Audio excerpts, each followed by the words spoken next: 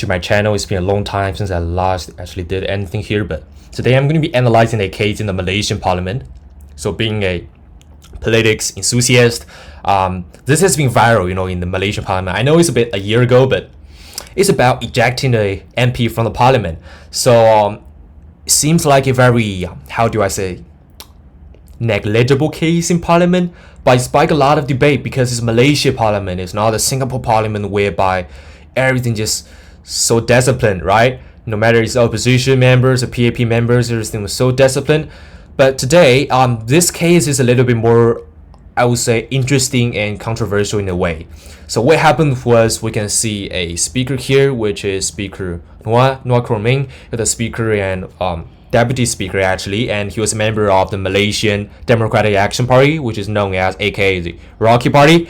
What happens was he was of course leading the house and they were doing a ministerial statement questioning session. So if you do not know in advance, before the parliament opens, MP have the chance to write questions and in advance then a question to the ministers via the speaker, so the ministers can answer the questions in a written way. So it's going to be more detailed, it's going to be more thorough, more comprehensive before giving the actual answers orally in the parliament. But what happens was more interesting. So because the Minister for Agriculture finished answering the question for the MP for Patah Salak, a district in the Perak state in Malaysia, after answering the question, he has a chance to ask a supplementary question. So supplementary questions about 30 seconds.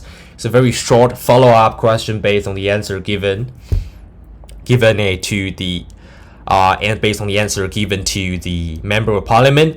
And the agriculture minister, of course, answers the question, but in the supplementary questions, the MP for Patah Salak did not take the opportunity to answer the question. Indeed, he actually took the chance to, make a remark. So what happens was, of course, he was given 30 seconds to thoroughly ask, concisely voice out his supplementary question and wait for the follow-up answer. But he did not really take the chance to do so. Instead, made the remark towards the agricultural minister saying that, or contending that he did not ask his question in detail. Okay, answer his question in detail. Okay, so of course, after he made the remark, the 30 seconds was over. And he wanted to then ask his supplementary question. But of course, the speaker did not give the time. The speaker was like, okay, 30 seconds is over. Now it's time for the education minister to do whatever he has. And it's time for the minister to answer the question. So his stance here as the speaker is for the session to proceed smoothly. But now the debate is whether the speaker should give the extra time for the member because he made the remark. The answer is no, because we need to follow the rules, right? We need to follow the rules carefully, especially for Malaysian especially in Malaysia parliament. If 30 seconds is over, even though you made the remark, your time is over. The agriculture minister, after answering the question, left the house because contending that he has other work to do, because it's not mandatory for a minister to stay in parliament for the whole session, which can take up to 5 to 6 hours in Malaysia. And then the member for Patah Salak started to dispute the house. And after the dispute, the speaker was very angry, obviously, because he tried to provide a warning to the member to stop, behave inappropriately, disturbing the discipline, disturbing the code of conduct of the house. But obviously, this guy here is very angry. He was enraged. So he continued to dispute against the speaker. And what happens afterwards is that the speaker is very angry. Let's finish the ad first.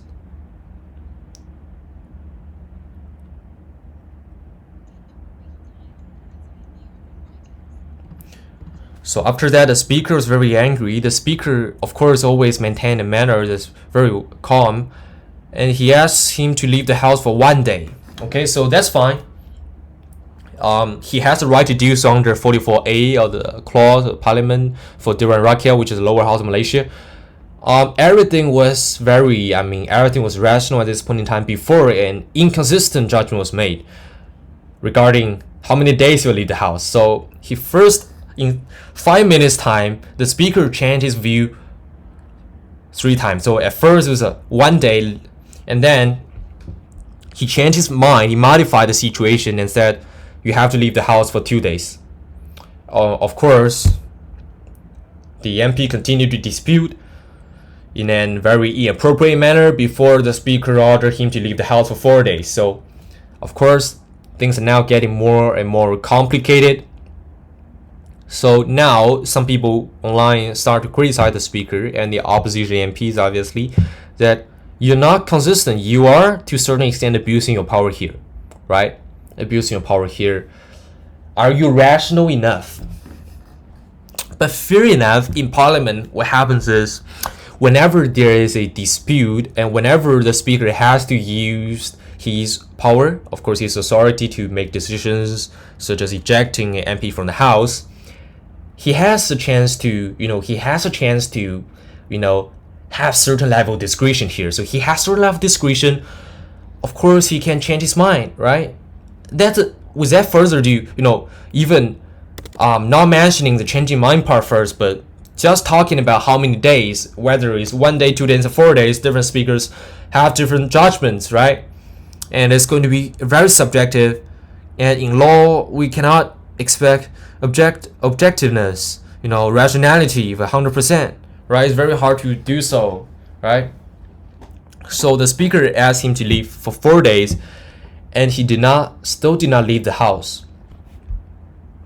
And of course, the opposition leader came to make a containment. He was saying that you guys have to compromise it. The speaker, okay, has the right to make a judgment, but the speaker should let him ask a question. And of course, the speaker did not do so because he was given the time, 30 seconds, to ask a question, but he did not leverage on the chance. He instead used it to make a remark. Okay, that's his own choice, but of course the speaker cannot give any extra time. So generally, overall, I would say the speaker is correct, right? I favor the speaker here. The only part that is the modification part is a little bit controversial. But generally, the person who incites the whole discussion is the MP himself. The speaker did not speak in any manner that's inappropriate or disturbs the House, so it's very difficult to provide evidence to suggest that the speaker is indeed the one who has committed wrongdoing in this whole affair here today. So yeah, pretty much enough. I would say the changing mind part is okay. So let's look at the American judge regarding the Adios case. What happens is drug trafficking here started off as a drug trafficking case with a 5K bail, but then the judge changed his mind after the person saying adios. So let's see how it goes.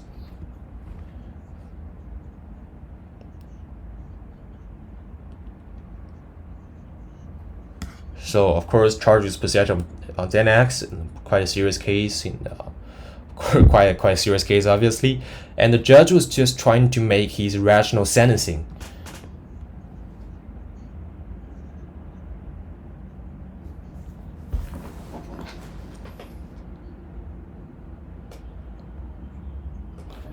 Okay, I don't think I have the sound here. No, never mind. But basically, what happens is the judge was ordering a 5,000 bail for this, I think, Latino prisoner here, due to trafficking of Xanax, and he changed his mind because after he ordered her to leave, she said adios, which is goodbye in Spanish, in a quite a sarcastic manner, trying to incite the speaker, trying to incite the judge, trying to anger the judge, and the judge doubled the bail. So it became $10,000. So this was also controversial. I'm not sure whether it's very controversial here, but I think more people support the judge or the netizens. But obviously, the two cases are pretty similar. So it's a modification of the mind based on the speaker. So whether it's wrong or right is very hard to say at this point in time, because anger is how do I anger is classified in different ways in different parliament based on the tolerance and based on the culture that was imbued into the parliament. You know what I mean? So if you look at the Taiwanese parliament, for example, in the Taiwanese parliament, anger is just normal. You can't have any anger. You're not going to be kicked out of the house due to anger. In law, it's very hard to classify what counts as misappropriate behavior, so it's up to the speaker to decide. And it's up to of course, it's dependent on the whole cultural landscape of the parliament, how it has evolved. Because in Taiwan, less fighting is just like common, it's communal action. But in Malaysia, it's very complicated. It's taken to the different level. Of course, fights still occur. It's not like Singapore's parliament. Perfect parliament in the world, but perfect in terms of the temperament. In terms of temperament, Singapore is absolutely perfect, 100%. But the Malaysian parliament, it gets a little bit complicated. I do not know whether Pastor Salak MP did perform his 4 days ejection, or maybe even 2 days, whether they compromise, I do not know. I don't think it has been followed up by the media. But obviously, who's right and who's wrong here is very clear. We can decipher clearly who's right and who's wrong in ethical sense, who disturbs the parliament session, who is wasting time. And just to end this whole case here, so before actually the speaker was ordering him to leave for 1 day, to leave for 2 days, and leave for 4 days, before the whole thing has occurred, the speaker actually did give a formal warning. So he was like, okay, please sit down here. You were given the time to do so. You have no time. He did not eject him right away because of the remark. So many people do not understand the case because he thought many MP and many netizens were thinking like, okay, the speaker ejected him because he made a remark about the Minister for Agriculture for not answering the question. No, that's not the case, because if you have 30 seconds, you have the right to say anything. In this 30 seconds, you do not have to, necessarily ask the supplementary question, but you can actually just criticize, and that's politics, right? You have the discretion to criticize anyone. But why the speaker rejected him to leave the house for today's session is because even though a formal warning is provided for him to just sit down, okay, do not affect the parliamentary session, he still fought back, and he incited the speaker, but the speaker did not really incite him, because if you watch the video, you can see the speaker's attitude is always maintained at a very objective level, especially as a speaker who is a member of the DAP party, right? Because obviously the speaker has to be fair and impartial in making judgment. Impartiality here is essential, right? Impartiality is a key here working as the speaker. So of course he did not fight back, to avoid any criticisms such as you're leveraging your role as a speaker to try to attain political advantages or political gains here. So of course the speaker is behaving in the appropriate, adequate way here to avoid any further disputes against his actions here. Is trying to take advantage of his position to attain political gains. But of course, this guy here is keep inciting the whole parliament, is affecting the session, disturbing the session, not working, not performing his duty relevant to the required attitude he has to have. So of course, in this case, I would say the speaker should be favored, and that's my view. So it's very complicated to make the judgment, but of course, the speaker obviously has more, I would say, evidence to be content in favor rather than this person here. This person here is not behaving very well in this case. But let's now turn the side. Let's now turn the coin and analyze it from the perspective of the MP. So he's right in having he's also right to dispute against the speaker. So if you look at the clause, he also has the right to dispute the speaker even after the ejection. So it's very hard to judge whether the change or modification for 1 day to 2 days based on the continuous dispute from the MP is appropriate, right? So his rationale the speaker's rationale is that continuous disturbance to the parliament should lead to the modification of 1 day to 2 days to 4 days consequentially. But the MP, in the MPs, if you support the MP, the proponent of the MP, you can also argue that continuous or just a preliminary debate, a preliminary challenge against the speaker regarding a rejection should not be counted towards any disturbance to the code of conduct to the parliament, because MPs also have the right to do so. So you understand my point? If you write an essay analyzing this case, you can have both sides, right? So the speaker, of course, is not wrong of course, it's not morally wrong. We are debating on the ethical context, so it's of course not wrong by law, not lawfully wrong. He's not behaving unlawfully to eject the person, MP, for 1 day. But the whole point of debate is modification from 1 day to 2 days. Whether any challenge in parliament, even in the future, any challenge in the parliament regarding the preliminary decision of an ejection should be counted towards disturbance, or should be counted as a rightful and lawful and morally acceptable challenge towards the speaker. So I will end it here. It's a very interesting parliament debate to watch. Its link is here. Pause the select MP, and here is in Malaysian, but there's no English subtitle, but there is one in Chinese subtitle. If you search, just type the gets ejected, blah, blah, blah, you can see one is a Chinese subtitle. I'm not favoring any party here. Obviously, it's Chinese Malaysian, but I'm not favoring anyone here. But it's very important, because what I'm talking about this is the culture imbued into a political system is very important for things to continue. Otherwise, you can always fight. You can always refer to the past. Why you didn't get ejected? Why he didn't get? Why he got it? Why he didn't? Why he did? Why she didn't? Why she get? So it's going to be continuous. It's going to lead to continuous debate if no culture is imbued. But of course, culture is also very subjective, and there's a certain level gray area inside. So yeah, in the future, the problem is, of course, let me repeat, whether a debate or challenge is disturbance. Challenge and disturbance, these two elements, very,